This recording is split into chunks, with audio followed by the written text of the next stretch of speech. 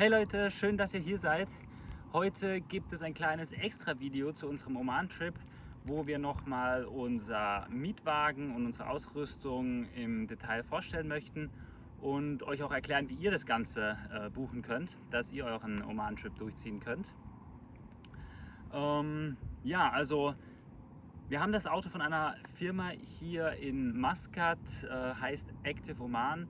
Die vermieten einen Geländewagen in Kombination mit einem Dachzelt und Campingausrüstung, dass man das eben nicht mitbringen muss. Und im Grundprinzip kann ich einmal kurz erklären, es gibt da drei verschiedene Kategorien, sowohl vom Auto als auch vom Dachzelt. Man kann anfangen mit einem kleinen in Anführungszeichen Fahrzeug, etwas wie ein Toyota Prado, mit dem wir hier unterwegs waren, mit einer V6 Motor, dem etwas kleineren, sparsameren Motor. Und das Ganze geht hoch bis zum großen Toyota Land Cruiser oder ähnlichem, wo man dann den dicken V8 hat und einfach noch mehr Platz hat, falls man zum Beispiel zu dritt oder zu viert unterwegs ist. Und das Ganze gibt es eben in drei Fahrzeugkategorien, von klein bis groß. Die kosten dann von 65 omanische Rials wie das Modell hier bis hin zum Toyota Land Cruiser für 77 Rials am Tag. Und dazwischen noch die mittlere Kategorie, was dieses Fahrzeug mit dem größeren Motor ist, noch für 71 Rials. Dann zum Thema Dachzelt gibt es eben auch drei Größenoptionen. Einmal ein sehr kompaktes für 1 bis 2 Personen mit 1,20 Meter Liegefläche und bis hoch zu einem 3 bis 4 Personen Zelt als Dachzelt, was dann eine Liegefläche von 2 mal 2 Meter hat. Oder die Standardversion, was jetzt wahrscheinlich für die meisten am komfortabelsten ist, wenn man zu zweit reist, ist die Standardgröße, die wir hier drauf haben, mit einer 1,40 Meter Liegefläche. Also ja, wir sind jetzt eine Woche unterwegs mit dem Auto, mittendrin, und dementsprechend sieht das Auto natürlich jetzt auch aus. Aber wir haben auch schon unsere ersten Erfahrungen gemacht, sowohl Offroad als auch mit dem Zelt. Also dachten wir, jetzt ist ein guter Zeitpunkt, mal darüber reden zu können. Also keine Sorge, wenn ihr das Auto abholt, es wird picobello in Ordnung sein und nicht bis oben hin mit Sand und Schlamm verschmutzt sein. Genau, dann starten wir vielleicht mal mit ein paar kleinen Details zum Fahrzeug, bevor wir dann über das Dachzelt und die Campingausrüstung reden. Wir haben hier den Toyota Land Cruiser Prado, also den kleinen Land Cruiser mit dem 2,7 Liter V6 Motor. Es ist, glaube ich, das etwas sparsamere Modell verglichen mit dem 4 Liter Diesel. Der Sprit ist hier gleich teuer, also das spielt keine Rolle, ob Benzin oder Diesel.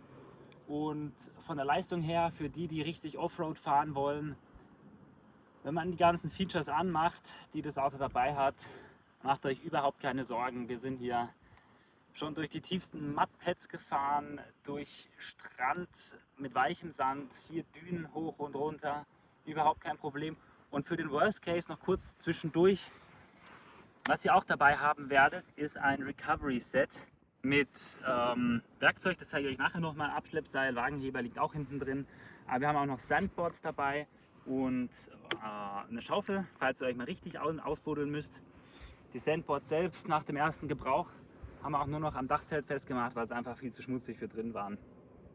Also, aber da zeigen wir euch auch nochmal ein Foto, wie ihr das am besten festmachen könnt, dass es nirgends stört. Genau, also nochmal zum Auto. Das ist, glaube ich, aus dem Jahr irgendwo geschätzt zwischen 2015 und um 2015 rum, würde ich sagen. Mit einer Top-Ausstattung, wir haben große Reifen, es sind, glaube ich, die Standardreifen.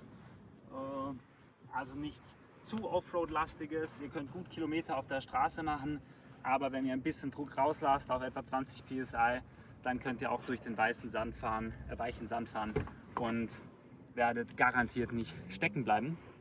Und jetzt nehme ich euch einmal kurz mit, denn ich zeige euch kurz die wichtigsten Offroad-Features, die wir hier im Cockpit haben. Genau, also ja, es ist ein ziemlich modernes Cockpit. Wir haben hier, dass wir einmal gut durch den Sand kommen oder wo auch immer wir hängen, haben wir einmal für die Straße unser normales Getriebe und auch ein Untersetzungsgetriebe, genauso wie Differentialsperre und ein Steep Descent Support, falls es sehr steil runter geht und man einfach etwas Unterstützung braucht. Mit Second Start holt ihr noch mal ein bisschen mehr Leistung aus dem Wagen raus, den ihr sonst auf der Straße nicht braucht. Also auch noch mal ein bisschen auf Effizienz angelegt.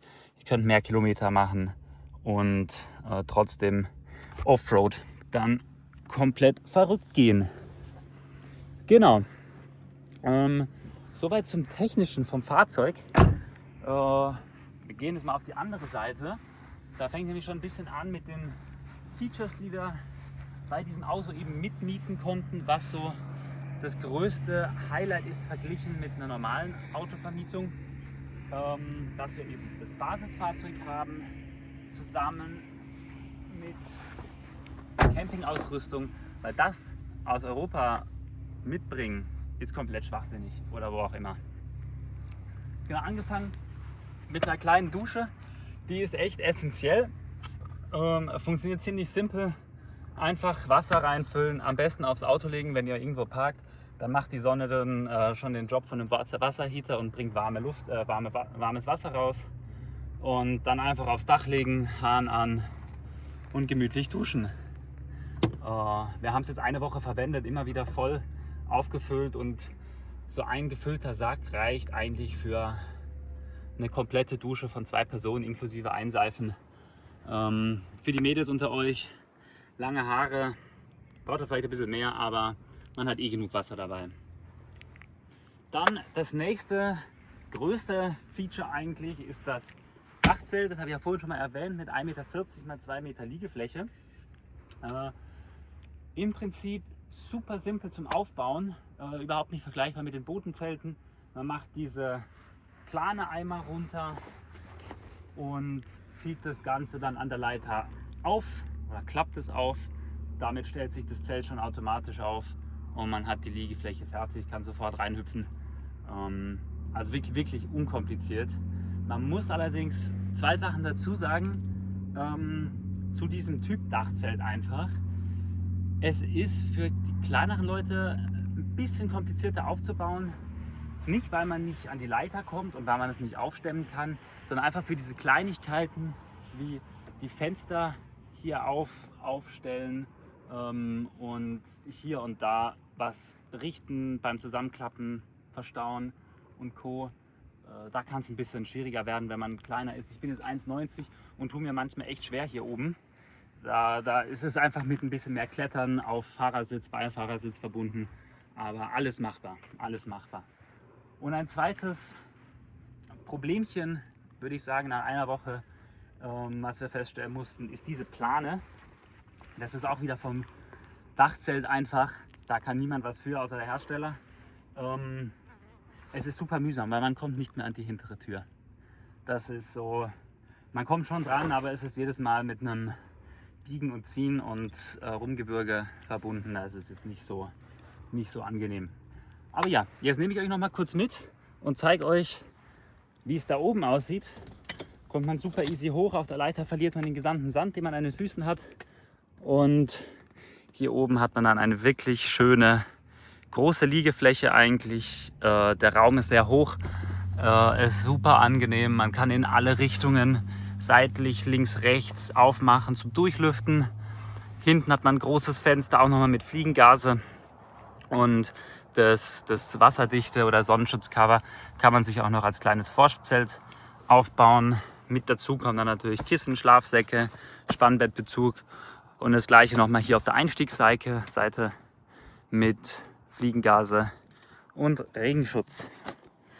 Genau, so sieht das Ganze aus. Und jetzt zeige ich euch noch ganz kurz die restlichen Sachen. Einmal haben wir hier am Land Cruiser Prado natürlich super praktisch das Reserverad an der Heckklappe verstaut. Die meisten kennen es wahrscheinlich von unterm Boden, aber gerade wenn man im Gelände ist und sich auch mal festgefahren hat und bis hier im Sand steckt, dann wünsche ich demjenigen, der sein Reserverad unten hat, sehr viel Spaß beim Buddeln, um dran zu kommen, denn hier kommst du immer dran. Genau, dann zum hier noch kurz, was dabei ist, falls es für die Recovery wichtig wird.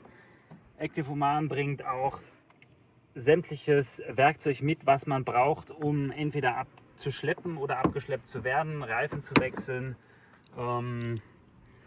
Ja, da ist nur Warndreieck drin.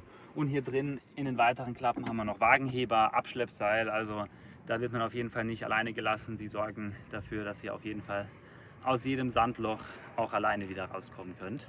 Und zu all dem, was wir hier im Heck dabei haben und was Active Oman als Campinggear einem mitgibt, kommt man auf jeden Fall auch nicht zu kurz. Wir haben hier und da einen kleinen Verbesserungsvorschlag, was man noch dazugeben könnte, was es aber auch kein dringendes Muss ist. Also mit dem, was man hier hat, kommt man absolut durch. Das ist auf jeden Fall gut durchdacht. Angefangen, fangen wir mit dem banalsten an, einem Kühlschrank bzw. einer Kühlbox. Ist genug Platz für sämtliche 1,5 Liter Flaschen, Milchflaschen, kleinere Kühlsachen. Problem ist hier,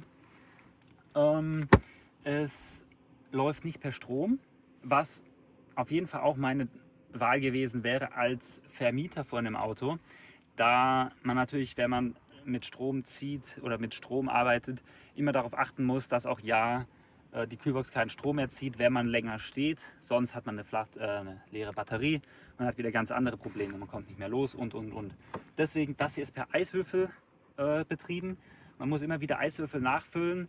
Vorteil, man bekommt es ja wirklich überall. An jedem kleinen Supermarkt, in jedem Dorf kann man Eiswürfel besorgen, wieder neu auffüllen. Problem ist, bei den Temperaturen hier, das Zeug schmilzt innerhalb von einem halben Nachmittag weg und alles steht im Wasser. Von dem her, wirklich langfristig einkaufen mit kühlen Sachen ist leider nicht angesagt. Wir kaufen normal für 1-2 Tage kühles ein, maximal. Am Anfang mussten wir hier und da was wegwerfen, weil es echt nicht mehr gut war. Ja, aber gut, muss man sich einfach darauf einstellen, kann man mit leben. Ist einfach so in der Wüste. Außer man hat ein wirklich professionell ausgebautes Fahrzeug. Dann mit dazu haben wir hier standardmäßig einen Wasserkanister. Funktioniert super simpel. Ziehst du raus, machst du auf, kannst du alles machen, von Spülen, Zähne putzen, gar kein Problem. Wir haben jetzt, weil wir wussten, wir gehen sehr off-road und an sehr abgelegene Orte, wo auch keine Dörfer mehr sind und wollen dort auch länger bleiben, haben wir noch einen zweiten Kanister. Den benutzen wir meistens, um entweder die Dusche nachzufüllen oder hier und da reicht dann der auch irgendwann nicht mehr aus, um zu spülen oder Zähne zu putzen.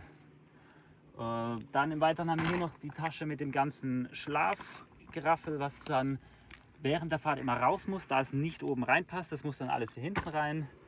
In der Tasche noch unser Essen, dieses von zu Hause mitgebracht. Das war ein Handgepäck. Da ist einfach unser nicht gekühltes Essen drin. Und genau, da ich es eben schon mal erwähnt hatte, Thema Strom ist was ganz Interessantes. Das habe ich tatsächlich noch keinem anderen Fahrzeug gesehen. Wir haben im Kofferraum eine funktionierende 220 Volt Steckdose mit dem europäischen Stecker. Also Top-Ding, 100 Watt, wenn ihr mal schnell was aufladen wollt. Wir benutzen es hauptsächlich für die Drohnenakkus, weil die ein bisschen größer sind, und unsere Powerbanks. Vorne haben wir natürlich auch 2 Ladestationen per Zigarettenanzünder, wo wir mit 3 Ampere Handys und GoPro laden können. Aber die Möglichkeit, schnell mal auf einer 1-stündigen, 2-stündigen Fahrt irgendeine Powerbank nochmal schnell voll zu laden, ist einfach Gold wert. Also wirklich top, wirklich top. Ist, glaube ich, sogar auch Serienausstattung von diesem Fahrzeug. Und jetzt das restliche Campinggear, was so dabei ist. Es ist nochmal eine ganze Menge. Fangen wir hier mit dem Wichtigsten an. Es ist kein Camping, wenn man nicht gemütlich sitzen kann. Also haben wir hier 2 echt super entspannte Sitze. Passen super hinten rein, hinter das ganze Gear. Also auch größentechnisch ist die Ausstattung hier wirklich super abgestimmt.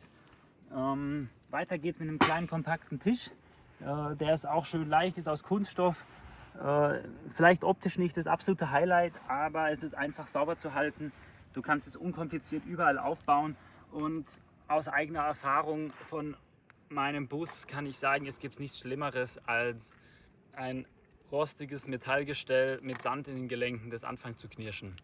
Also lieber so ein grundsimples Tischgestell, funktioniert einwandfrei. Dann zum Kochen Und zum Essen, wir haben den klassischen Topf, wir haben eine klassische Pfanne, kein Highlight. Wir haben 2 Tassen, die auch aus Alu, Blech, also irgendein Blech sind. Perfekt für Tee, Kaffee, Kaltgetränke, einfach ein Gefäß zum Trinken. 2 tiefe Teller, 2 flache Teller, genug Besteck in einer separaten Dose, was auch sehr gut ist, denn im Teller kannst du mal kurz sauber wischen, aber in der Gabel, im Messer den ganzen Sand zu haben, ist nicht schön. Also das Ganze nochmal separat in der Tuperdose, auch mit einem Schäler und einem Dosenöffner. Dann ganz wichtig für den Oman eine Teekanne, sowohl zum Tee kochen als auch zum arabischen Kaffee kochen oder zum omanischen Kaffee kochen, wie es jetzt auf Arabisch heißt, habe ich leider wieder vergessen. Aber ja, täglich im Gebrauch. Dann natürlich Cutting Board, großes Messer und Löffel und ich nenne es einen Spaten für die Pfanne. Also kochtechnisch alles super dabei. Das Ganze fliegt natürlich nicht so im Auto rum. Dazu haben wir eine große graue, gut verschlossene Box. Im schönen Deckel, da liegt auch immer die Campingdusche drauf, da die immer ein bisschen nass ist. Hier dabei haben wir noch ein kleines Laternchen über USB-C ladbar. Also da geht einem auch nie der Saft aus, wenn es abends dann dunkel ist. Topflappen, weil das Zeug wird echt heiß auf dem Gaskocher, zu dem gehe ich gleich noch. Streichhölzer, kleine Spüliflasche und eine Wanne, dass man auch fleißig seinen Abwasch machen kann, auch wenn man nie Lust drauf hat. Dann wirklich fast eines der wichtigsten Sachen in der Wüste ist ein kleiner Handbesen, denn der Sand ist wirklich überall und den irgendwo mal aus dem Auto rauskehren können, ist Gold wert. Und last but not least haben wir hier unser Cooking Set oder unsere Gasküche mit einem wirklich starken Gaskocher. Ein bisschen größer, aber passt von großer Pfanne bis kleinen Gaskocher, Wasserkocher, alles drauf, ohne dass es anfängt zu wackeln. Das Ding hat einen guten Wumms, das macht das Zeug schnell heiß, nicht vergleichbar mit den kleinen Camping-Dingern, die man auf die Flasche direkt aufdreht, wie ich sie im Bus habe, wo kein Power hinter ist. Also wirklich guter Gaskocher, auch nochmal separat verpackt mit einem guten vor allem hohen Windgestell, da es ja doch öfters windig ist. Ausreichend Gas mit einem Adapter für die kleinen neuen Flaschen, die 250 Milliliter, die kriegt man auch in jedem Shopping Center, wie sie es hier gerne nennen. Und ja, damit ist man eigentlich mit allem ziemlich gut aufgestellt. Man kann überall stehen bleiben, überall kochen, alles machen, es fehlt an nichts. Soweit zu dem Gear, was bereitgestellt wurde von Active Oman. Jetzt nach einer Woche Erfahrung auch in der Wüste gibt es da einen großen Punkt, den ich noch erwähnen muss, und zwar ist das Thema Schatten. Wenn man sich hier umschaut, im Oman gibt es gefühlt 5 Bäume und die sind natürlich nie dort, wo man auch parkt, beziehungsweise wo man die Nacht verbringen möchte. Und mit den Temperaturen hier ist der Schatten wirklich key, anders verbrennt man nur. Und bis auf den kleinen Vorsprung, den man hat vom aufgefalteten Dachzelt, was allerdings auf der falschen Seite ist, denn die Lebensseite ist hier, hat man keinen Schatten. Wieso Lebensseite hier? Die Türe geht in die Richtung auf, man hat hier den Raum vor dem Kofferraum, wo man alles hat. Auf der Rückbank haben jetzt wir unsere ganzen persönlichen Sachen, sprich Kameras, Kleidung, alles, das haben wir alles auf der Rückbank untergebracht, auch gut zugänglich. Und ja, noch ein kleiner Ausgang hier vom Dachzelt mit einem winzigen Vordach. Das wirft allerdings keinen Schatten, beziehungsweise man stellt sich eher so hin, dass man die Sicht genießen kann. Und was dann darunter leidet, ist meistens der Schatten, denn die Sonne ist ganz oben.